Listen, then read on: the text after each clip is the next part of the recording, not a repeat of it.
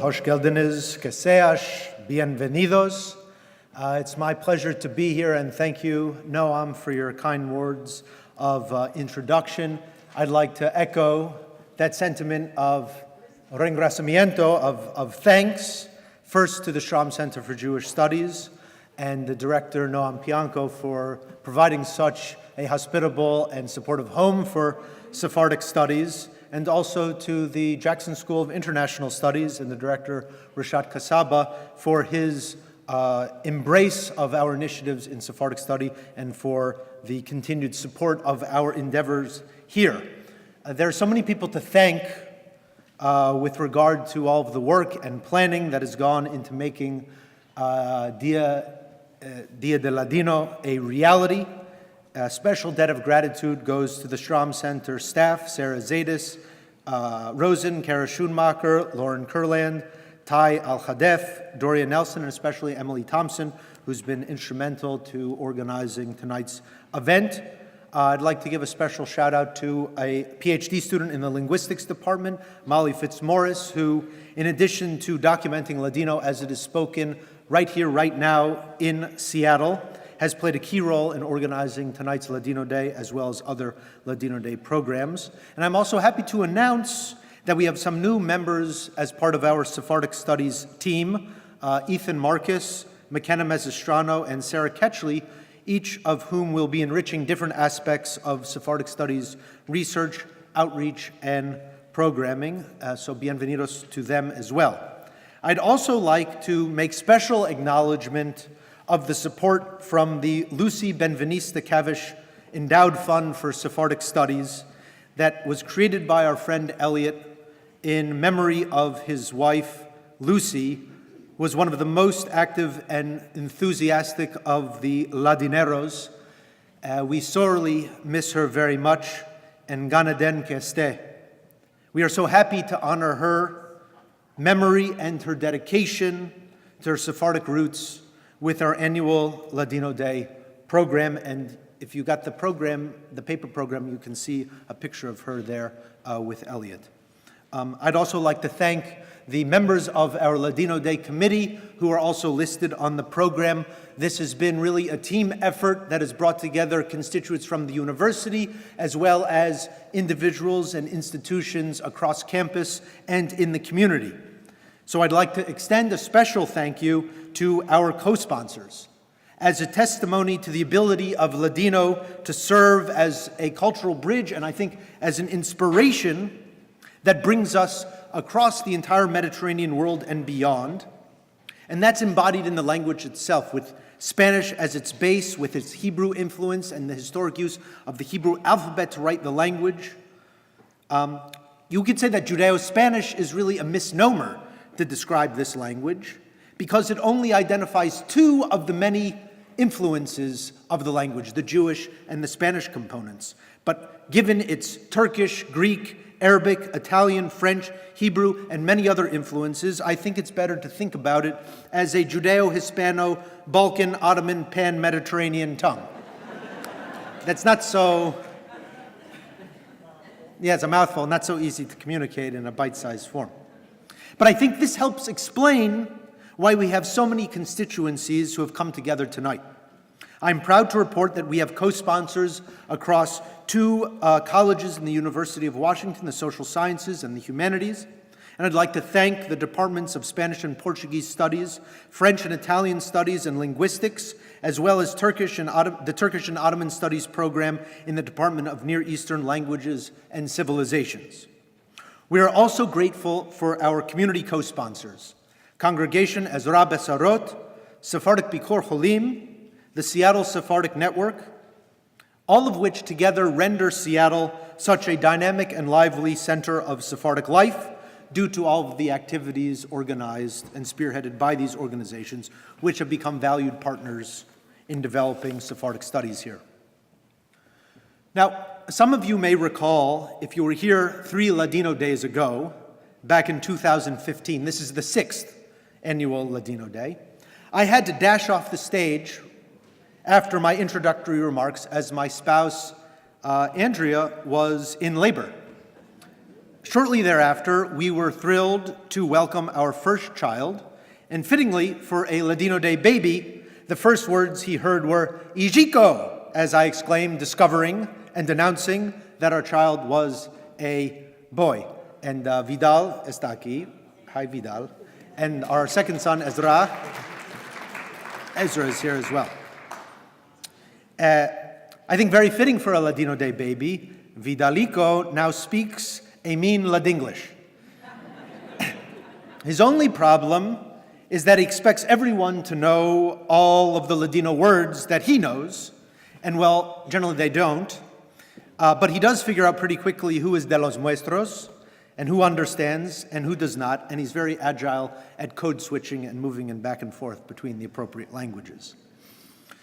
Like Vidal, Ladino Day itself was born during Hanukkah, and tonight we are in the midst of the celebration of Hanukkah, Hanukkah Alegre to all of you who are celebrating. Back in 2013, the National Authority for Ladino in Jerusalem decided to set aside one day a year in Jerusalem and across the globe to celebrate and explore Ladino language and culture, a language and culture that is highly endangered, but like the Hanukkah oil, has lived on far beyond expectations, even as Ladino tends to be excluded from the stories we tell about Jewish culture and about world cultures. The goal of Ladino Day and of tonight's program is to change that, to bring Ladino to the forefront of our consciousness and hopefully to carry it with us into the future.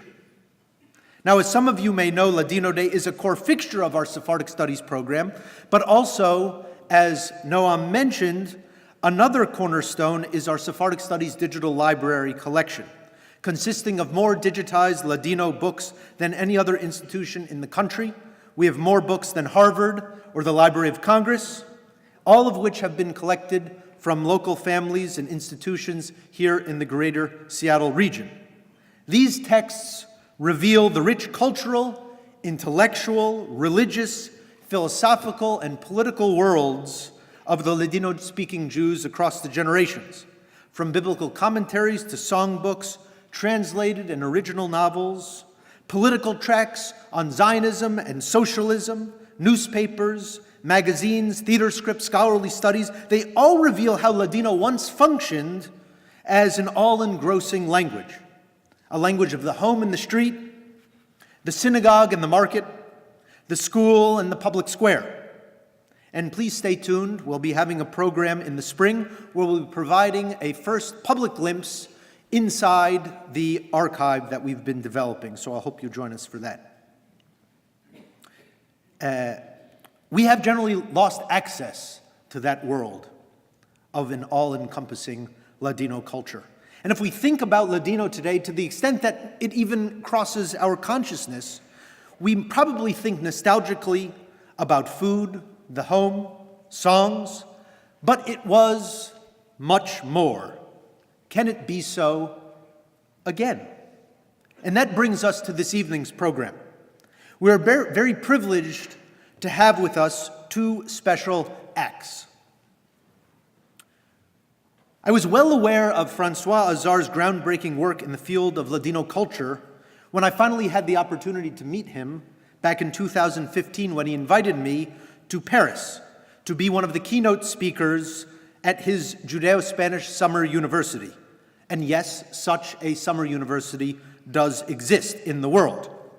And it was the first time I gave a full academic lecture in Ladino, and I spoke about the history and culture of Seattle's Sephardic Jews. As an activist, a publisher now of 12 books dealing with Ladino culture, some of which have won important and prestigious European awards, and as the head of Paris's very successful Aquí Estamos Judeo-Spanish organization, François is working not only to bring to light the history of Ladino, but also to create new Ladino culture. Hence his invitation to me a few years ago, as to others, was not only to speak about Ladino, but to speak in Ladino. And it is a pleasure to have him in Seattle for what I believe is his American debut. Aquí Estamos, his organization, means here we are. as if to say, we are still here, that the Ladino legacy, that cherished heritage, is ripe for reactivation and reclamation by a new generation, by Sephardic Jews particularly, but not only, by all Jews more generally, and by anyone interested in this broadly relevant slice of world culture. François collaborates with Greek, Turkish, Armenian, Kurdish, and other artists and writers and musicians, and the illustrated collections of folk tales he will speak about are a perfect example of his broader oeuvre. They bring traditional and newly created Judeo-Spanish folk tales, accompanied by evocative illustrations to life for a new generation. Vidal loves these stories, and in fact, we have read them so many times that at least one of them is basically in tatters by now and has had to be bandaged by tape over and over again.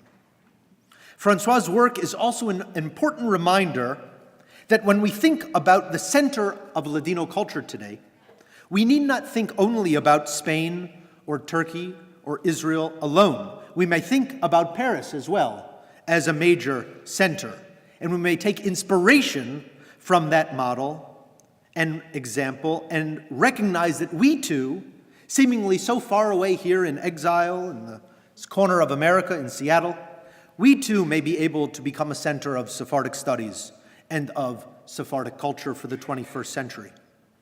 Seattle is well poised for such an undertaking, as we have with us the last generation of native Ladino speakers with us, whose families, like mine and like François', trace our roots to the lands of the former Ottoman Empire, to what is today Turkey, Greece, Rhodes. And here in Seattle, a group of Ladino aficionados, the Ladineros, gather weekly to read in Ladino and to reminisce. They debate, often fiercely, regional variations of the dialect. Say it like this, no, that's wrong, it's like this. And indeed, François' stories provoked quite a bit of heated controversy among them as well. The Ladineros are a treasure, and it's an honor to have them with us tonight, and they will read one of the title stories from François' book, El Papagáyo Djudió, the Jewish Parrot. Their leader, Hazan Isaac Azuz, Isaac Azuz, is out of town for a family wedding, but he sends his best wishes, and I would like to acknowledge him for working very hard with the entire Ladinero group to prepare us for this evening. Without further ado, I would like to invite François Azar, as well as the Ladineros, to come and take the stage. Let's give them a round of applause.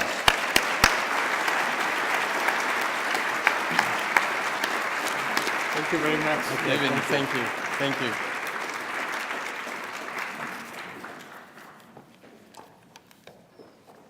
So you can begin as they take their seats. Yeah. Good evening, everyone. Thank you for coming to this presentation. First of all, I would like to thank Devin Naar, and the Stroum Center for Jewish Studies at the University of Washington here in Seattle for inviting me to today's Ladino Day around Judeo-Spanish folktales. I would also like to thank the Ladineros, who will shortly present the Jewish Parrot, El Papagáyo Djudió. And I would like to thank Mrs. Sarah Zaides, Mrs. Emily Thompson, Mrs. Hannah Pressman, who were all very helpful to me. I feel very honored to be here today. Es un gran honor, un gran kavod que me hizitesh. I welcome this invitation as a recognition of my work, not only as a publisher, but also as the head of the Aquí Estamos Society. Aquí estoy today. I see it as an encouragement to develop new projects. Being here in Seattle also means a lot to me. The United States, and especially the West, means for me the ideal of freedom, the energy of the pioneers, and the beauty of wide open spaces. And to revive the Ladino culture, we need to be pioneers, I think. As a matter of fact, I'm about to publish in French A Jewish Princess in the Far West, about the life of a young Jewish woman during the Gold Rush. Before we listen to the first tale, I would like to say a few words of introduction about Judeo-Ladino folktales. These folk tales were told in Ladino, a language that only a small number of people could understand. It was like a private language that could be used to speak openly within the group without fear of being understood by the Greek, Turkish, or Armenian neighbors. This is why you will notice a great freedom of expression, which is sometimes something that may be lost nowadays, unfortunately. There's a persistent belief that tales are mostly meant for children. However, it's a modern belief, for instance, by the Grimm's brother, because in traditional societies, tales were meant for the whole family, and they were told during the long evening before bedtime. So we are right at the good time, at the right time. Also, the beauty of tales lies in its poetry, in the fact that it always leaves something untold. The moral of the story is often hidden, and like in dreams, uncovering it requires an effort at interpretation. This is even true of stories as simple and humoristic as the Jewish Parrot. This tale was collected by Matilda Cohen-Serrano in 1996, as told by Rabbi Avraham Palti. Avraham Palti was born in Istanbul in 1938. He went to a religious school in Jerusalem. In 1972, he emigrated to Mexico, where he became the rabbi for the city's Sephardic community. And you'll see that for a rabbi, he's really free to express himself. But don't get confused. The Papagáyo Djudió is not a tale about money, greed, or betrayal.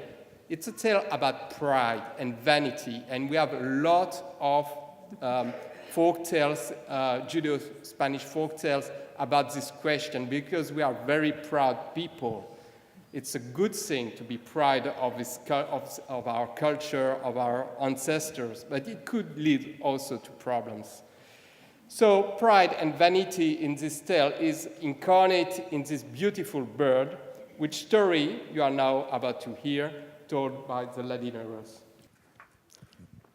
El señor Abraham Behar tenía en Estambul una botica muy grande. Zavalí se le murió la mujer y estaba solo. No tenía ni hijos ni nada. Y estuvo un año entero cerrado en casa.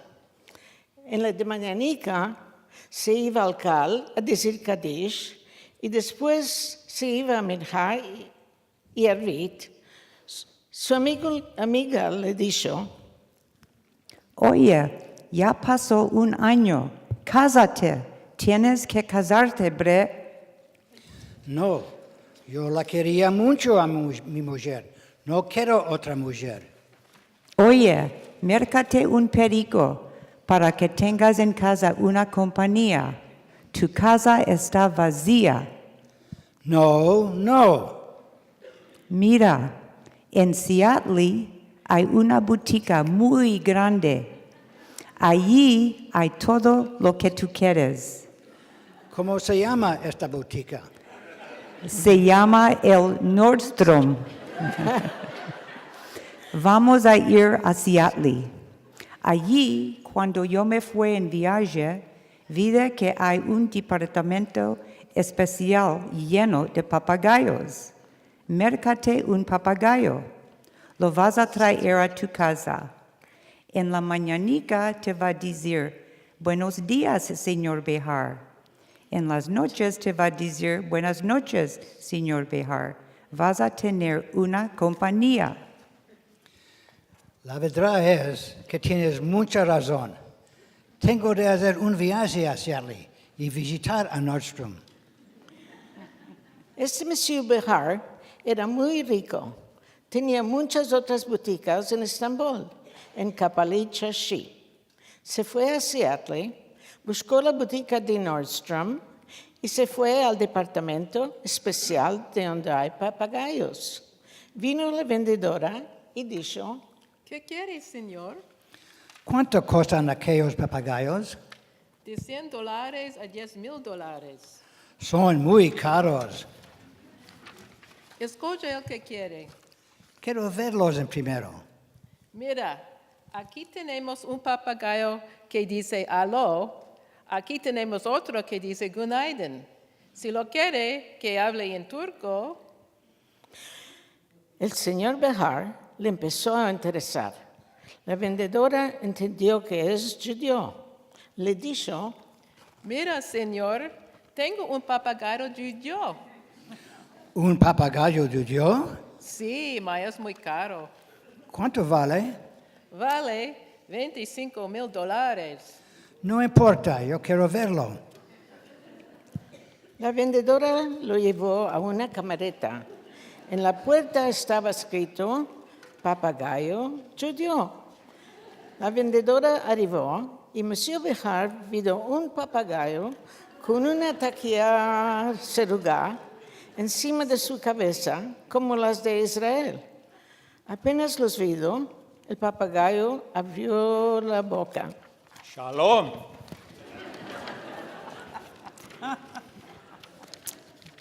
Señor Behar nos está creyendo. Si quiere, este papagayo puede cantar lo que quiere que cante. ¿Sabe cantar Selehot? Puede ser, es Sephardic y canta muy hermoso. El señor Bahar escribió un cheque de $25,000. Tomó el papagayo y se lo llevó a Estambul. Él está loco con este papagayo. Apenas entra a casa. Aide, Monsieur Bahar, vamos a dizer Kaddish, porque tienes olvidado de tu mujer. Antes de dormir, le dice, Aide, vamos a decirle Shema. Oret, Shema Israel. pensó el señor Bahar. Ya está viniendo Rosh Hashanah. La semana que viene, noche de Rosh Hashanah, te voy a llevar al Cal. ¿Vas a cantar a Ketana? Seguro. Vamos a ver. El papagayo se mete a cantar la estrofa primera de Ahot Ketana.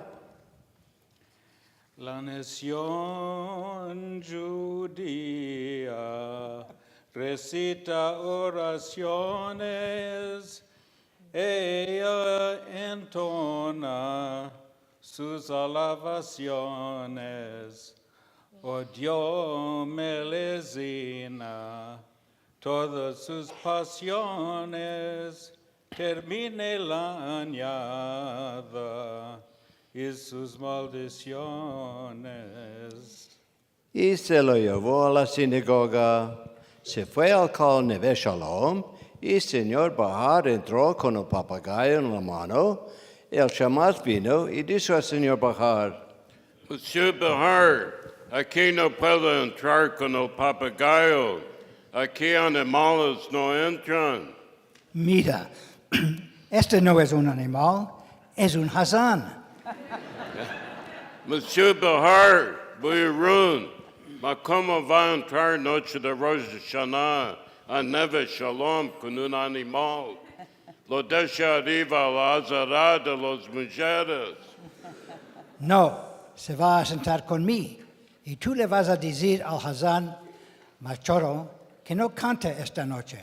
El que va a cantar es el papagayo. Si quieres, nos vamos a meter un buzz entre nosotros. Si no cantó, te voy a dar yo a ti $50,000. Y si cantó, tú me vas a dar a mí solo $5,000. Mira, señor Bahar, ya sé que quiere hacer un donativo en esta forma. Bueno, por $50,000, Behavot entra con su animal. entraron los dos y se sentaron. El Kal está todo lleno. Ya llegó el Hambashi, ya llegó el Hazán Mochoro y van a empezar. Todos ya saben que el Hazán Mochoro es el más famoso Hazán y cantador de la Turquía entera. Mas esta vez, el chamás dice al Hazán Mochoro, Señor Hassan, tú no vas a empezar esta noche. ¿Y quién va a empezar? Ahora va a ver quién va a empezar. El Shamas tomó el papagayo y le dijo al señor Bahar, Monsieur Bahar, behavod, a la teva. todos están callados en el cal. El cal está lleno. El Shamas lo subió al papagayo a la teva en el Shalom y le metió justo donde está el micrófono. El señor Bahar está cabreado. Ay de papagayo, empieza a cantar a Horketaná. El papagayo está callado, mudo. Ay de papagayo, Nada. Ya pasaron 5 minutos, 10 minutos. Monsieur Bahar ya se hizo de color a color. Nada. Cuando ya vio el señor Bahar que el papagayo no quiere cantar, lo tomó el Shamas y le dijo, me ganates. Toma aquí tus $50,000. y señor Bahar se fue del cal sin decir arvid. Entró arriendo del Cadillac muy hermoso que tenía, lo metió al papagayo arriendo y se metió en una calecica a la oscura. La enferró al papagayo que lo iba a ahogar. Tú me avergonzaste y me hiciste decir, ibas a cantar ahí en el cal y no cantaste. Agora te voy a ahogar. Y tomó el papagayo para ahogarlo. Monsieur Bahar, no me mates, no me mates. ¿Cómo que no te mate? Me hiciste el exil del mundo. No, Monsieur Bahar. Pensa que después de 10 días es Kippur y tú ahora vas a ir a meterte en un bus de $200,000. Entonces, yo voy a cantar y vas a ver cómo vas a ganar. Vamos a ver. The word folktales is rather generic, and it includes a wide variety of things. Fairy tales, of course, made popular through Perrault or the Grimm brothers' tales, but there are also many different types of folk tales, such as fables, anecdotes, quips, funny tales like this one, and riddles. They all form a group of stories that share a common trait, orality. Now let's come to the storytelling factory. Folk tales come from the oral tradition and are inseparable from the storyteller. It's the storyteller who gives life to a tale. Each interpretation of a folktale is unique and depends on what the storyteller retains from a first enunciation. The storyteller is never alone. He delivers his tale to a specific audience. The interaction works both ways. People at the receiving end of the tales become storytellers in turn. Tales work through strong evocative scenes, and people retain the images that specifically struck them. And these images can be sometimes very disturbing. It speaks not only to your conscious, but also to your unconscious. While other elements can fall into oblivion. To maintain a coherent narration, storytellers resort to their own imagination, which is often inspired from parts of other tales, and we have a lot of blending of tales happening. In a nutshell, one should remember that tales are always moving around and that they constantly change. This sets them completely apart from written literature, which is fixed in a would-be-perfect form once printed. This is an issue nowadays because many folk tales appear in printed form.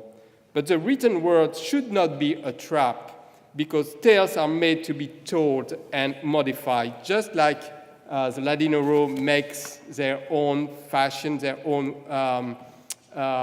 way to interpret the Jewish Parrot. So whenever you pick up a book of folk tales, feel free to change some of the words, to change the direction of the story, and to digress. This is exactly how old times storytellers express their art. But even though tales change ceaselessly, there are a few non-written rules to follow. One well-known code consists in the folk tale's small opening or closing formula. Storytellers used a wealth of small formulas which serves to mark a transition into a different world. For example, in Judeo-Spanish folk tales, we use at the beginning había de ser, and at the end, ellos tengan bien y vosotros or vosotros también. You could say it was like entering a dream. Suddenly, your attention was drawn to something different. This meant you were about to enter a different time frame. Storytellers would often warn their audience that they were about to tell that what they are about to tell wasn't for real, but rather a figment of the imagination. Announcing that it's not for real would keep censorship at bay and might also have been a way to introduce a truth of a different nature. Another important code is the happy ending, as opposed to the tragic ending of myth.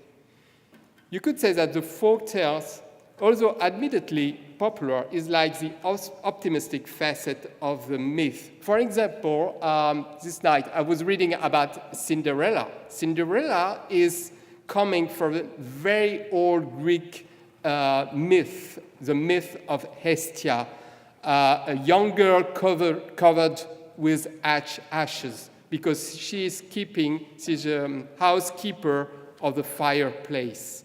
And it's coming from really ancient myth, an ancient myth. Now let's come to the function of folk tales. Folk tales serve first and foremost as a distraction in a society where distractions are few. No video games, but gambling, drinking, singing, and storytelling. It's about all.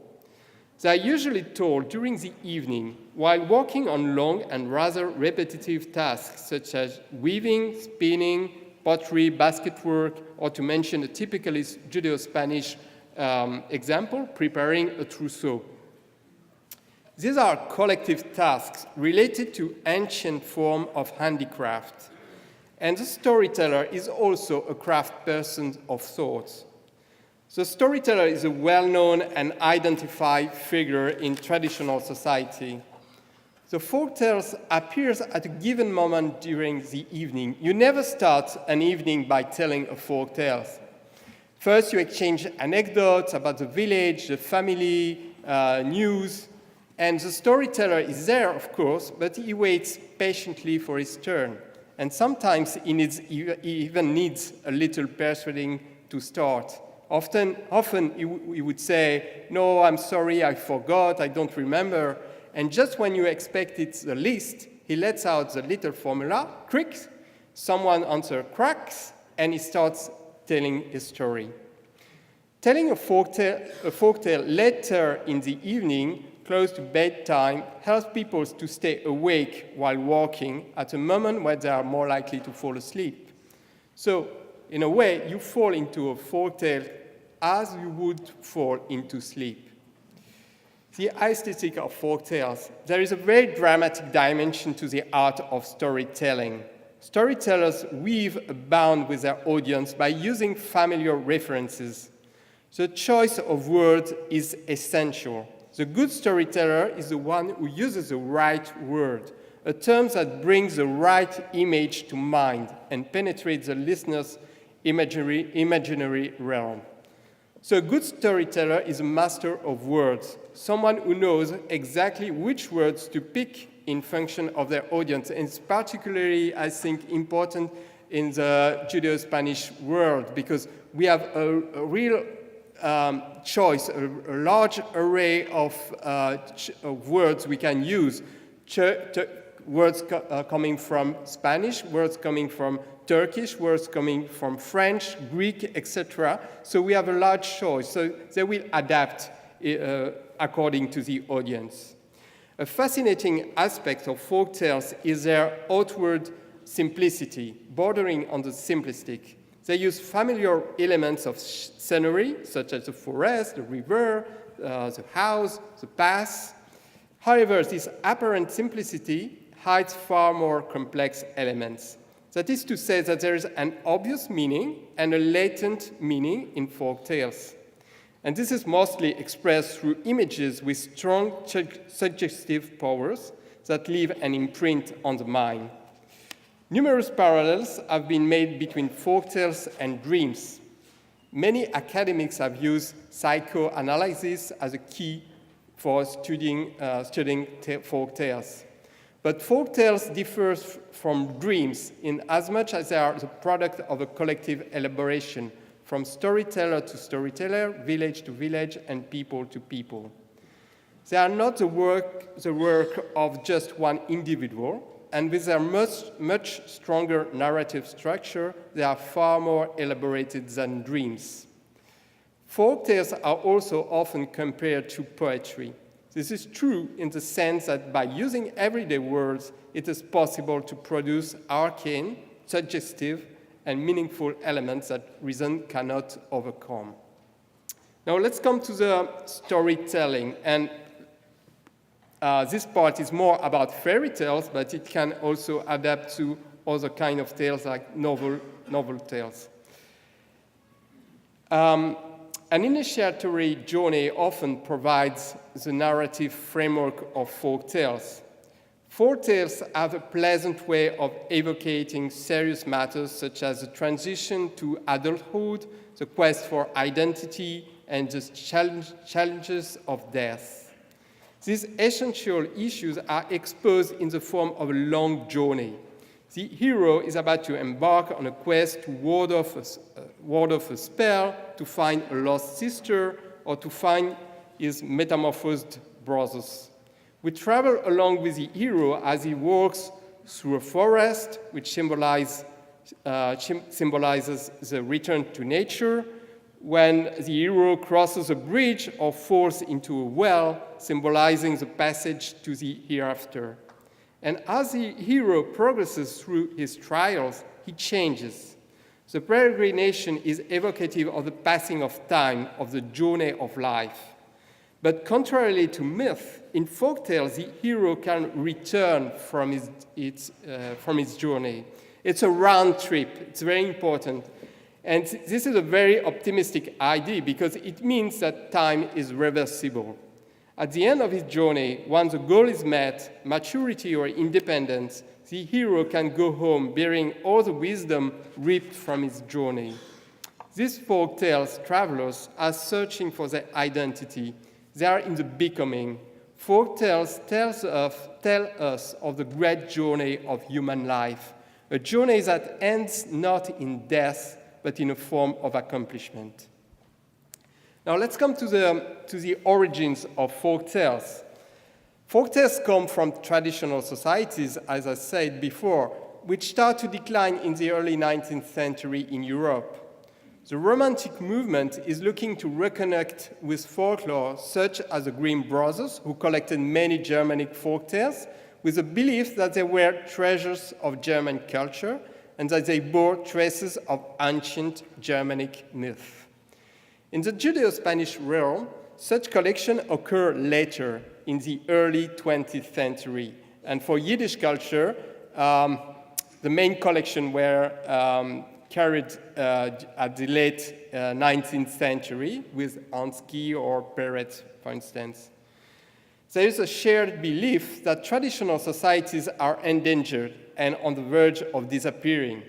Therefore, what was only popular culture until then becomes a heritage that attracts intellectuals, ethnologists, and philologists alike. The folktales I choose were for the most part collected by Matilda Cohen Serrano in Israel starting in the early 70s. She is herself a storyteller. She has organized storytelling circles in Israel and collected a great wealth of folktales. How is her collection different from the early 20th century collection by Cynthia Marie Cruz, Max Luria, or Max Leopold Wagner? At the time, these philologists were more interested in the fairy tales, which is a bit like the cream of tale, a long and complex narrative which requires a very experienced, very skilled storyteller. Matilda Cohen Serrano also collected some fairy tales. Most of all, though, she collected all kinds of Judeo-Spanish oral histories, including humorous stories, fable, family anecdotes, and tales of Jorah. She has really drawn up a complete inventory to provide a full panorama of this oral heritage. An analysis of folktales quickly reveals that they have traveled a lot, and tales with a similar basic plot can be found in different cultures. The academics have created a rational organization for this immense heritage of folktales. In 1910, the pioneer Finnish folklorist Antti Aarne produced the first classification of folktales into tales types. So I have to explain tale size. Tale size, it's not an original tale, a model, or a well-achieved tale. Rather, it refers to a family of tales that shares the same basic plot structure and the variants thereof. A specific classification for Judeo-Spanish tales types was established in 1992 by Reginetta Abusha from New York. She reviewed all the known Judeo-Spanish tales at the time and assigned them the number corresponding to the international classification. Her classification reveals that most Judeo-Spanish folk tales also exist in other cultures. This is obviously the case in nearby cultures such as Greek, Turkish, Ottoman, Balkan cultures. Other tales, and specifically the ballads, stem from the Hispanic tradition. Finally, there is also a corpus of European folk tales which came later through Western schools, like the Alliance Israélite Universelle. Tales such as Tom Thumb, Donkey's Skin, The Seven Crows, or Baba Yaga, to mention a few. All these tales also exist in a Judeo-Spanish version. That being said, what is so specific about Judeo-Spanish folk tales, then? Judeo-Spanish folk tales have specific cultural markers. If a tale also exists in another tradition, one of the main characters will take on a Jewish identity. In a Jorah tale, for example, an imam will become a rabbi, or in a Brother Grimm tale, two robbers helping the hero will become the prophet Eli in the Judeo-Spanish version. The Judeo-Spanish will also insist on very important cultural elements, such as cooking recipes. In the Judeo-Spanish version of Donkey's Skin, for example, the flavor of sutlach, a Turkish rice pudding, is used as a key to the tale. However, although most Judeo-Spanish folktales also exist in other cultures, some are very specific to the Jewish traditions.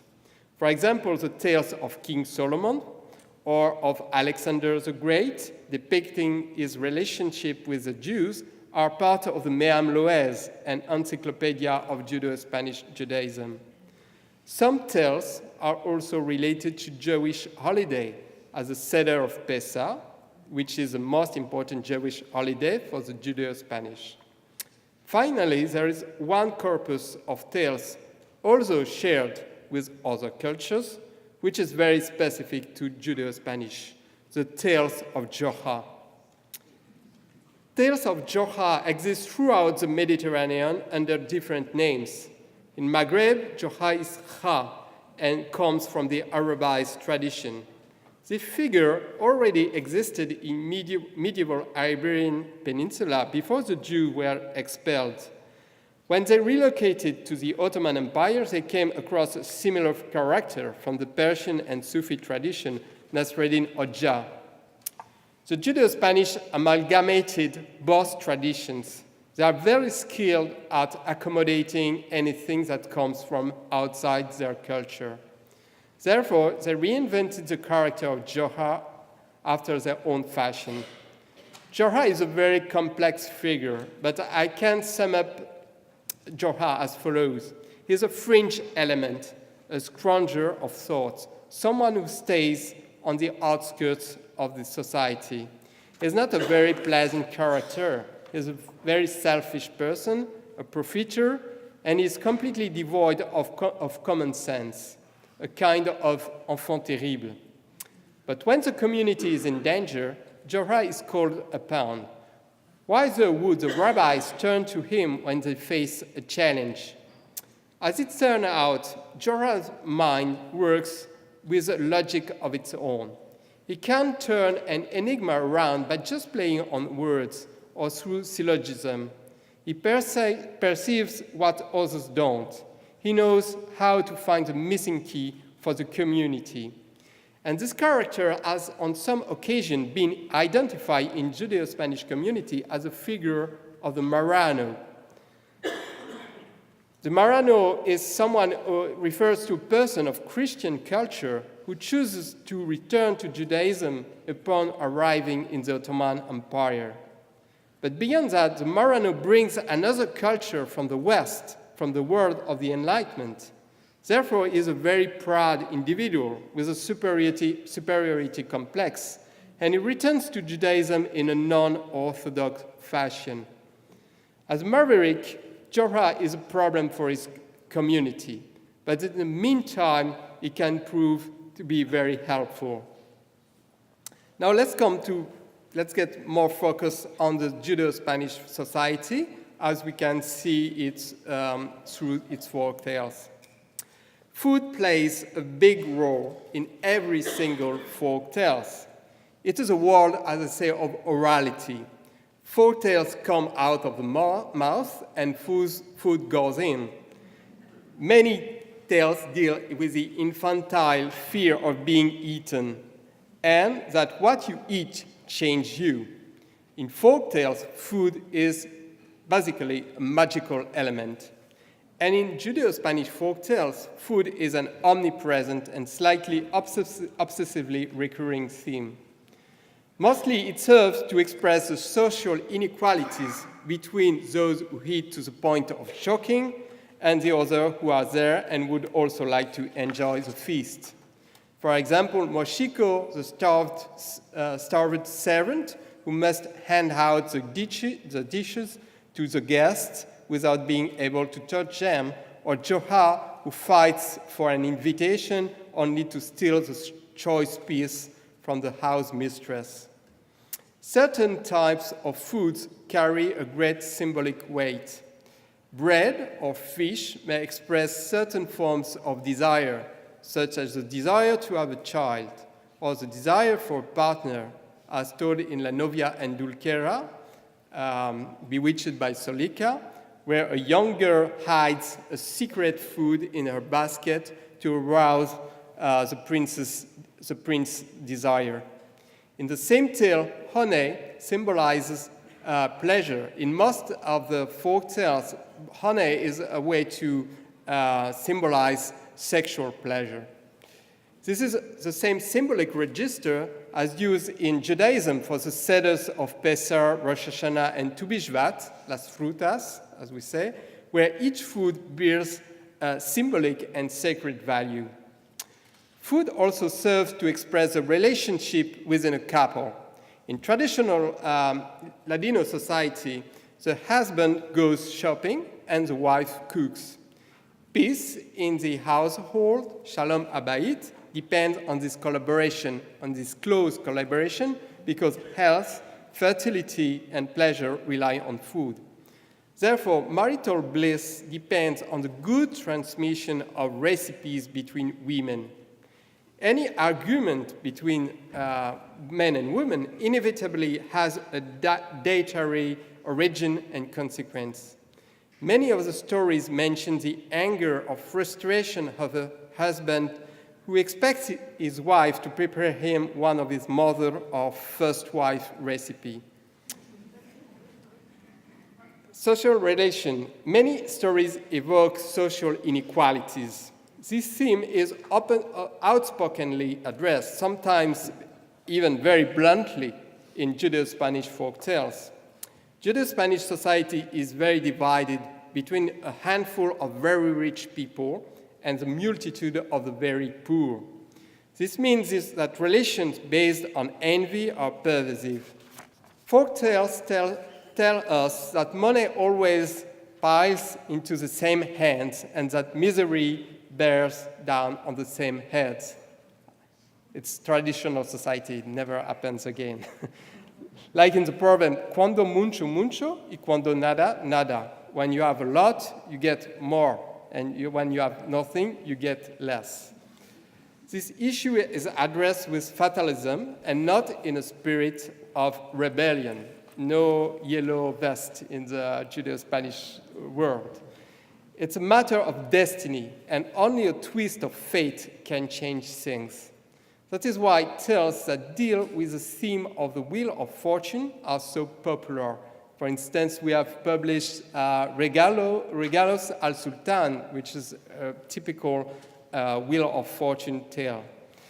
Tales in that register are moral fables, portraying a very wealthy, vain, and selfish character facing a very poor, devoted, and charitable person.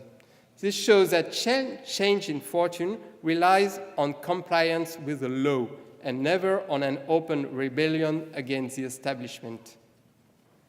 The issue of power. Another register of folktales portrays supernatural, disturbing, and irrational beings.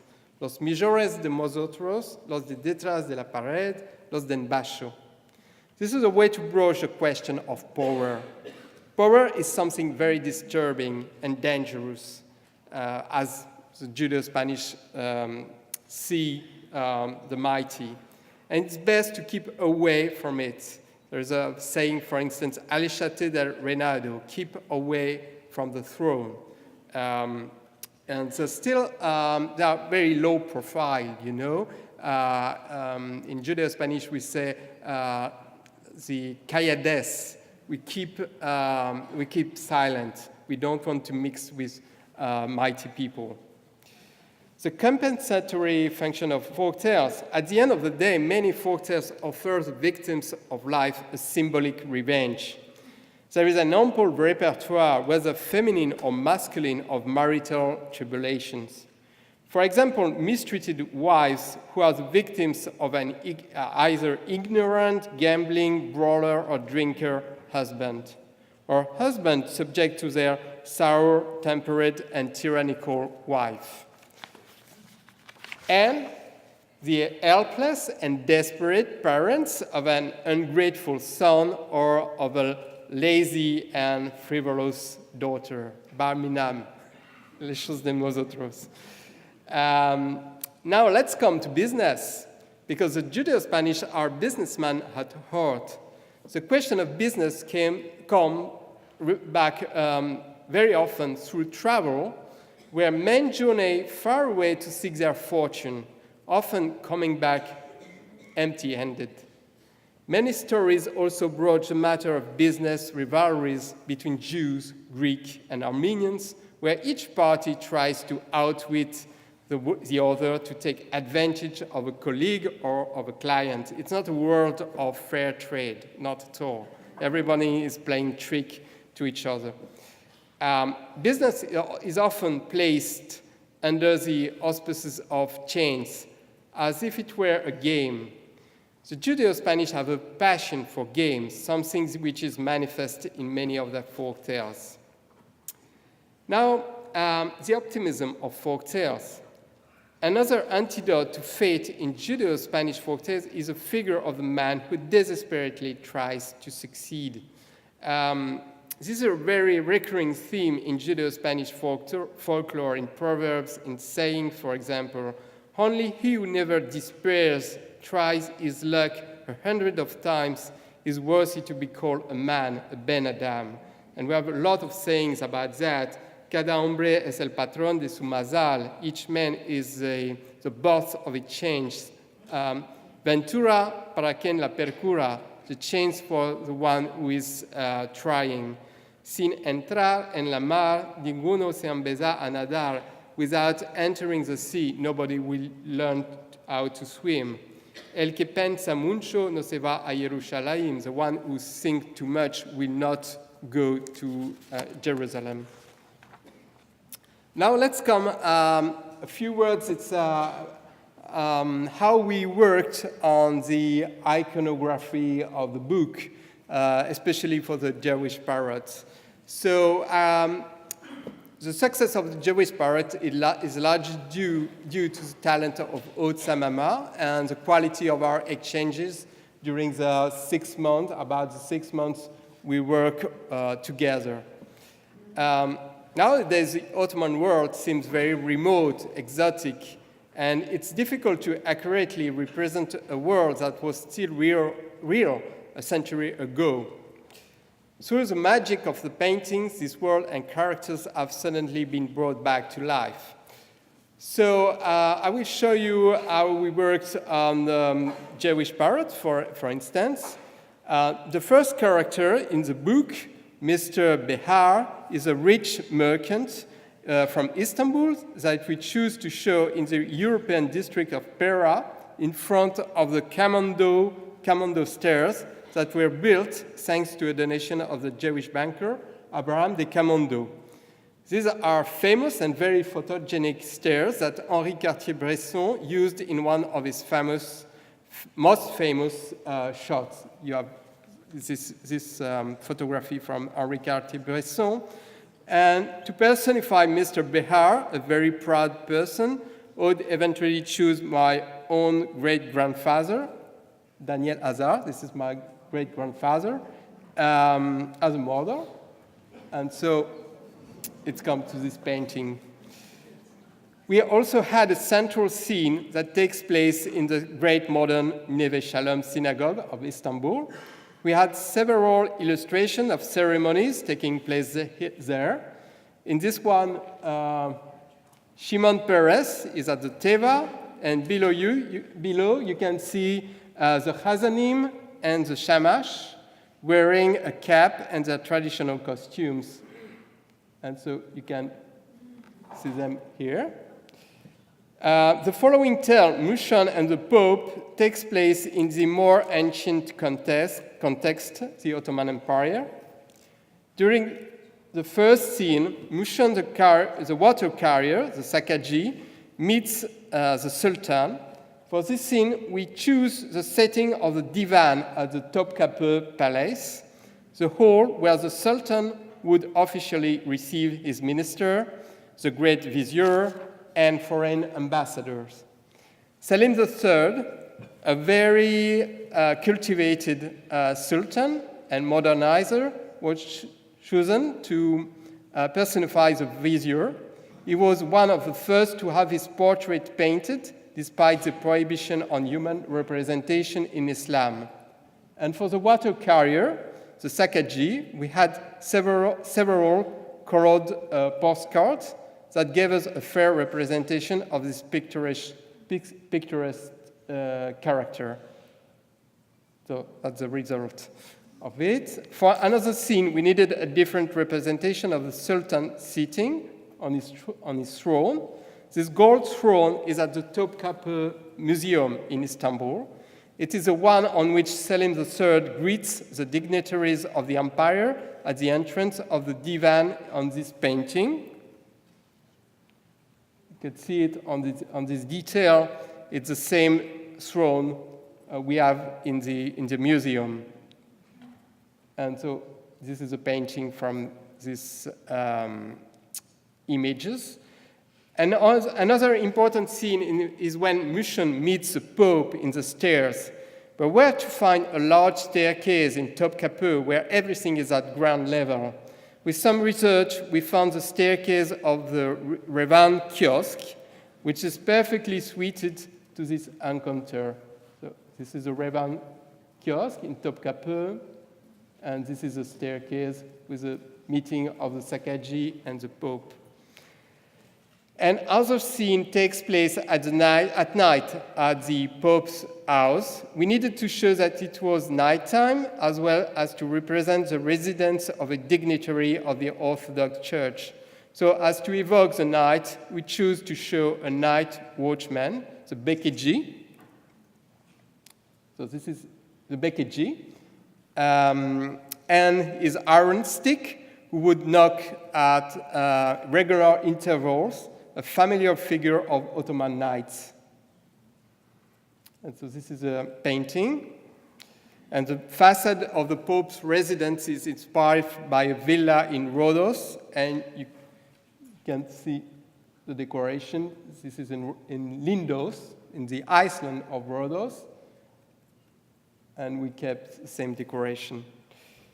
In the following tale, The Stubborn Priest, there is a scene that takes place in a flooded church. We found a reference in the movie Don Camillo, who was a big popular success in the 50s in France and Italy. There's a very lively game with the Pope bird. So we find some, in comic strips, some references. Let's see. This is a Don Camillo church,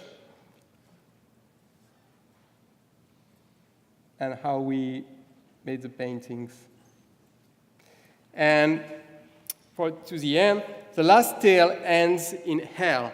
We could have given a literal representation of hell, but it seemed more interesting to give a more amusing version. This is why we use a famous Robert Doisneau photo of the Cabaret de l'Enfer on the Grand Boulevard in Paris. This cabaret from the beginning of the last century no longer exists, but its spectacular decor survives thanks to photography. And this is the interpretation of Aude Samama of this famous photography. So my last word will be to thank all the people who have contributed at various levels to the books, and first of all to Matilda Cohen-Serrano, to whom the Jewish Parrot is dedicated, and who is responsible for collecting so many wonderful tales. Thank you very much for your attention.